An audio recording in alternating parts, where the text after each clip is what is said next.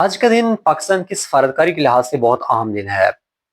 ہم جانتے ہیں کہ 3 دوست اور مسلم ممالک جو ہیں ان کے وزرائے خارجہ آج پاکستان دورے پہ پہنچے ہیں، اور ان کا یہ 2 روزہ دورہ ہے جس میں کہ پہلی نشست جو ہے وہ آج دفتر خارجہ میں ہوئی ہے۔ ان 3 ممالک میں سعودی وزیر خارجہ شامل ہیں، ترکی کے وزیر خارجہ ہیں اور مصر کے وزرائے خارجہ پہنچے ہیں پاکستان۔ یہ تینوں بہت اہم اور مضبوط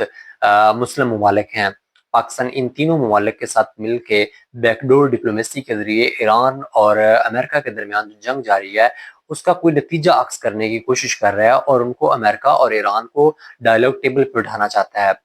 یہ جنگ جو ہے اس نے پورے خطے کو اپنی لپیٹ میں لیا ہوا ہے، نہ صرف اس پورے خطے کو بلکہ پوری دنیا کو اپنی لپیٹ میں لیا ہوا ہے۔ ہم جانتے ہیں کہ تمام خلیجی ممالک جو ہے وہ ایران کے حملوں کا شکار بنے ہیں، اور ان حملوں کی بنیادی وجہ یہ تھی کہ ان خلیجی ممالک میں امریکن ایئر بیسز تھیں۔ امریکن ایئر بیسز کو ٹارگٹ کیا گیا ایران کی طرف سے۔ جب امریکہ نے ایران کے اوپر حملہ کیا تو ایران نے جو سب سے پہلا ٹارگٹ کیا وہ انہی امریکن ایئر بیسز کو جو کہ خلیجی ممالک میں تھیں۔ اس کا سب سے بڑا اثر یہ ہوا کہ یہ جنگ جو ہے اس نے پورے خطے کو اپنی لپیٹ میں لے لیا۔ اب ہم دیکھ رہے ہیں کہ یہ جنگ جو ہے مسلسل جاری ہے، اور اس سے پوری دنیا میں ایک تباہی پھیل رہی ہے، کیونکہ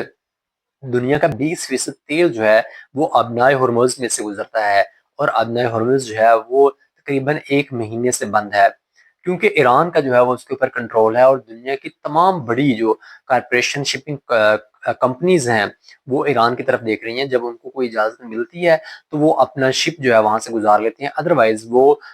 چپ کر کے بیٹھے رہتے ہیں۔ اب یہ جو بڑے بڑے ممالک ہیں جن میں سعودی عرب، UAE، قطر، بحرین، اردن شامل ہے، ان تمام کا جو تیل ہے وہ اسی آبنائے ہرمز میں سے گزرتا ہے، اور دنیا 20% تیل اور گیس جو ہے وہ اس آبنائے ہرمز میں سے گزرتی ہے، جس کو ایران کنٹرول کرتا ہے، اور وہ تقریباً 1 مہینے سے بند ہے۔ تو آپ یوں سمجھ سکتے ہیں کہ پوری دنیا جو ہے وہ اس جنگ کی قیمت جو ہے ادا کر رہی ہے، جو کہ امریکہ اور اسرائیل کی طرف سے شروع کی گئی۔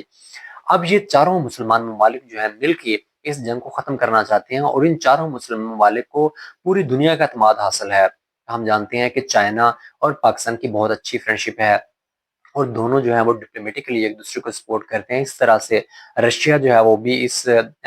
جنگ بندی کو سپورٹ کر رہا ہے، اور یورپی یونین کی طرف سے بھی اس بات کا اعادہ کیا گیا ہے کہ ہم اس معاملے میں پاکستان اور تمام فریقین جو بھی اس معاملے میں رول پلے کر رہے ہیں ہم ان کو ایک موقع دیتے ہیں، اور وہ اس موقع کا بھرپور فائدہ اٹھانا چاہیے ایران اور امریکہ کو، تاکہ اس جنگ کو ختم کیا جا سکے، اور پوری دنیا میں جو کساد بازاری چل رہی ہے اس کا کوئی منطقی نتیجہ جو ہے وہ اخذ کیا جا سکے۔